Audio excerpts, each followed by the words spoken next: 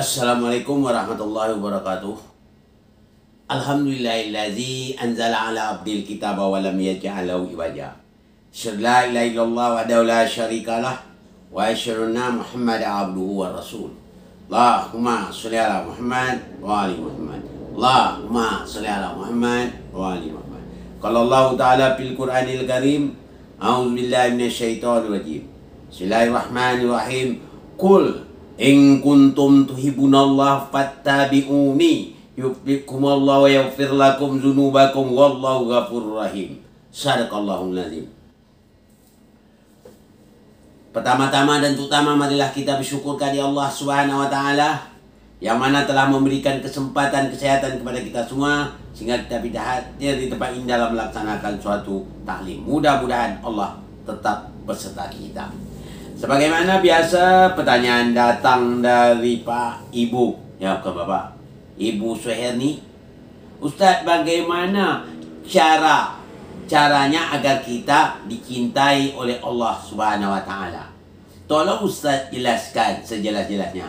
Assalamualaikum warahmatullahi wabarakatuh. Waalaikumsalam warahmatullahi wabarakatuh. Pertanyaan datang dari Ibu Suherni. Dia meminta agar saya menjelaskan bagaimana cara agar kita dicintai oleh Allah Subhanahu wa taala. Juga bagus pertanyaannya ya. Agar kita dicintai Allah Subhanahu wa taala, bagaimana caranya?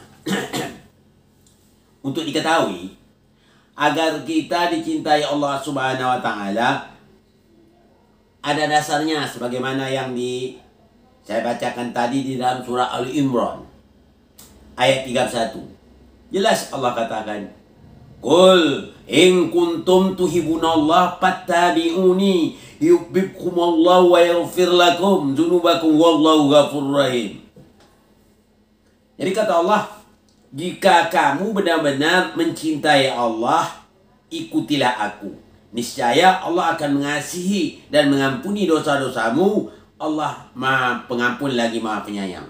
Ini merupakan ayat ini Allah mengatakan kepada Rasul, ayo manusia umpamanya, kalau kamu ingin dicintai Allah, ikut aku. Maksud aku sini ada Rasulullah.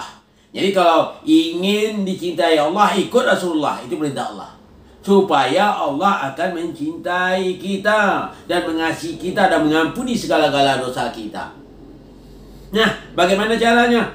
Tentu kita mengikut Rasul. Bagaimana cara mengikut Rasul? Apa yang Rasul buat, kita harus buat. Itu namanya mengikut. Jangan pula Rasul tak berbuat, kita berbuat. Itu bukan mengikut namanya. Namanya menentang Rasul namanya. Saya sering sampaikan. Kadang-kadang bukan apa Ibu Elmi ketahui ya. Bukan saja kadang-kadang bukan orang biasa. Sedang para mubalih juga menentang Rasul kadang-kadang. Saya sampaikan para mubalih juga. Kadang-kadang dia tak mengikut Rasul. Ya, dilarang Rasul. Kalau benar-benar mengikut Rasul, Rasul tidak pernah berkata-kata yang bukan dari wahyu Allah. Itu kita mengikut Rasul, itu cara mengikut Rasul. Rasul tak pernah dalam dakwah tu dia melawak, bikin lucu-lucu. Atau di dalam bahasa orang Melayu dinamanya merepek, alias menyanyah nama kalau dalam bahasa Melayu. Tak ada. Kita kalau berdakwah itu harus fokus kepada Allah Subhanahu wa taala. Pemikiran kita, hati kita terfokus pada Allah Subhanahu wa taala. Kadang-kadang ini apa penyebabnya? Kenapa ya berdakwah saja sudah tak fokus, bikin lawak. Sedang Rasul tak pernah demikian. Kalau benar-benar mengikut Rasul, begini caranya. Wa ma yantiqu 'anil hawa in huwa illa wahyu yuha. Tidak yang diucapkan oleh Rasul melainkan Al-Quran itu wahyu yang diwahyu Allah.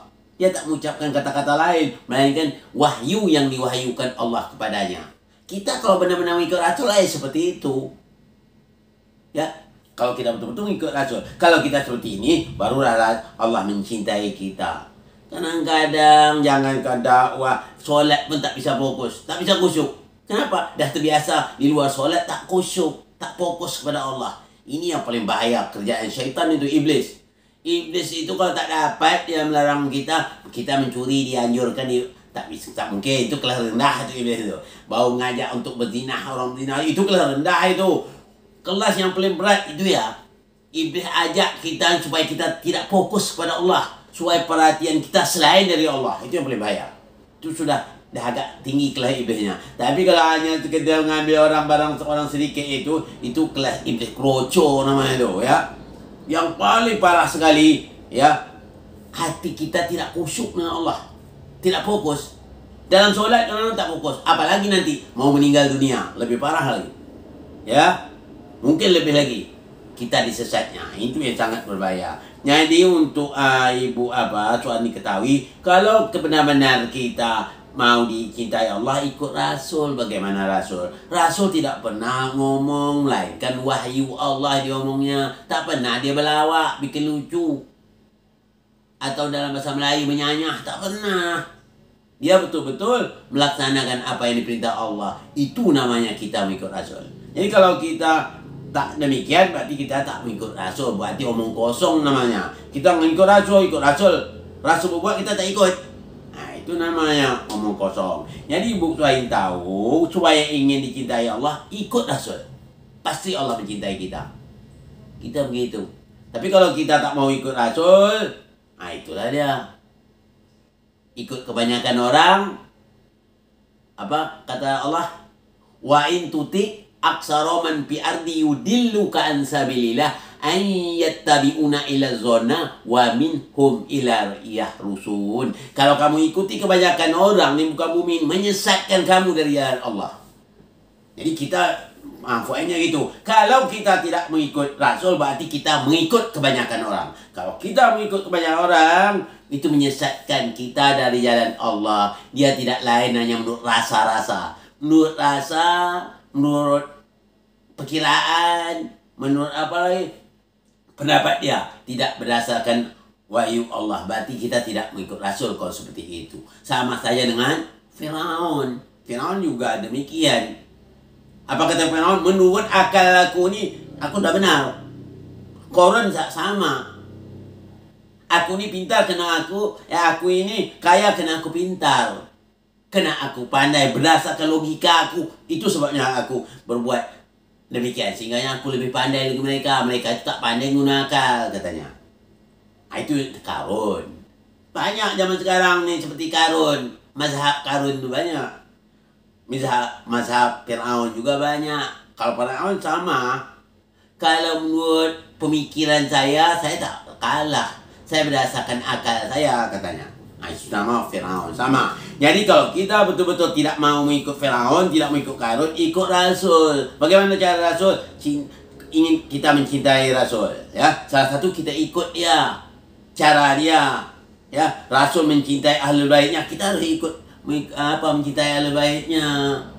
Maka Rasul katakan dalam surah apa itu udah jelas 43, surat 42 kalau tak salah, ayat 43.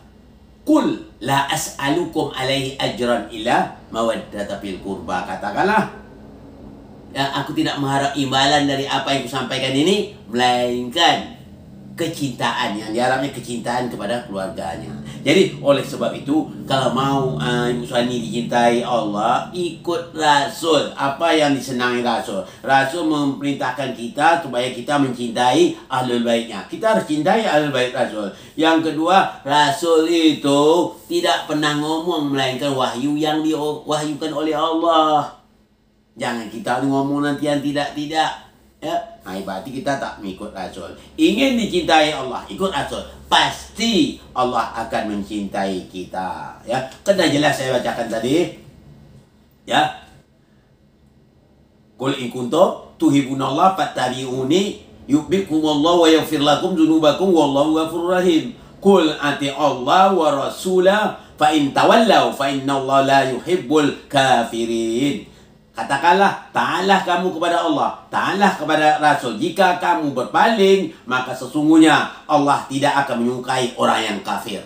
Jadi Allah tak suka kepada orang kafir. Orang yang kafir apa? Orang yang ingkar, tak mau menurut apa yang diperintah Allah. Itu orang kafir. Jadi orang kafir itu tidak mau ikut aturan Allah. Dia mengikut kebanyakan orang. Tidak mau mencintai Rasul. Tak mau mengikut Rasul. Jadi itulah dikatakan Allah tidak mencintai orang yang kafir. Nah itu ya. Jadi untuk ibu saya ini, sebagai yang saya jelaskan ini, kalau mau dicintai Allah, ikutlah Rasul. Bagaimana yang dicintai oleh Rasul? Apa yang disukai Rasul? Itu yang kita buat. Jangan pula yang apa yang tidak dibuat Rasul kita buat pula. Nah, itu maksudnya. Berarti kita tak mengikut Rasul. Berarti kita mengikut selain dari Rasul. Cukup gitu. Ini dua saja. Mau ikut Rasul atau tidak? Kalau mengikut Rasul, ya ikut Rasul.